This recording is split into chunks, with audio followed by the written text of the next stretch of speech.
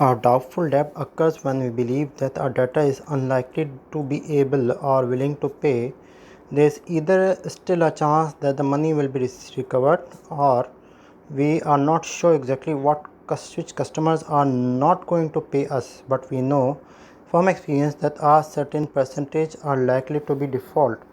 We provide for doubtful debts, and these provisions may relate either for a specific amount or may be general based on the percentage of total debtor balance. So you have to guess how many doubtful debts there will be.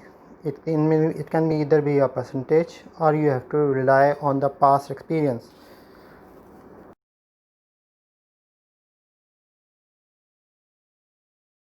Effects on balance sheet. Bad debt and doubtful debt both reduce the value of debtors on the balance sheet. However, they do not do so in different ways.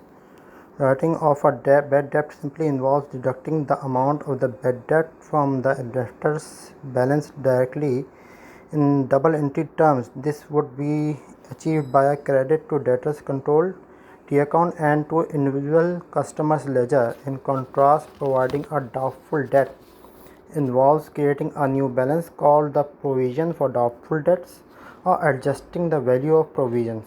If only one exists already, the provision for doubtful debts appear as a separate credit balance on the trial balance, and is deducted from the debtors figure in the balance sheet.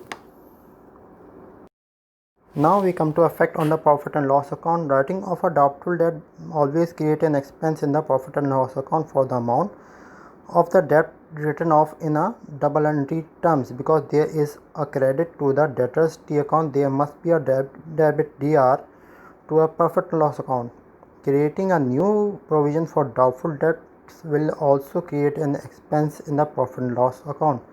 The expense can either be shown separately or as doubtful debt expense, or included with the bad debt expense. However, if a provision for doubtful debt already existed at the previous balance sheet date, then adjusting the figure to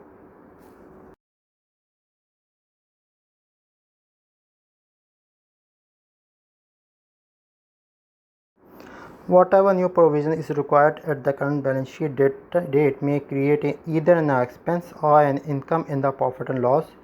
You can think of this as an income, as a negative expense. It is only the change in the provision for doubtful debt which is recognized in the profit and loss account, and this change could either be an increase or decrease.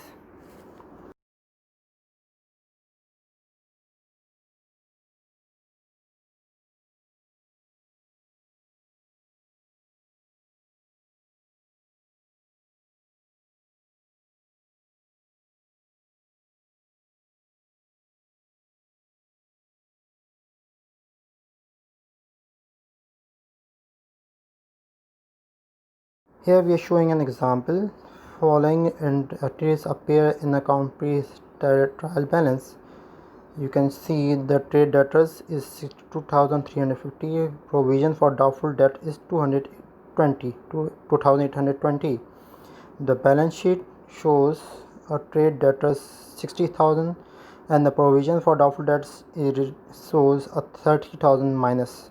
So we get 57,000. The profit and loss account here shows a bad debt written off 2,350. Increase in the provision for doubtful debt is equal to 3,000 minus 220. You can show the above value which is credited is equal to $180.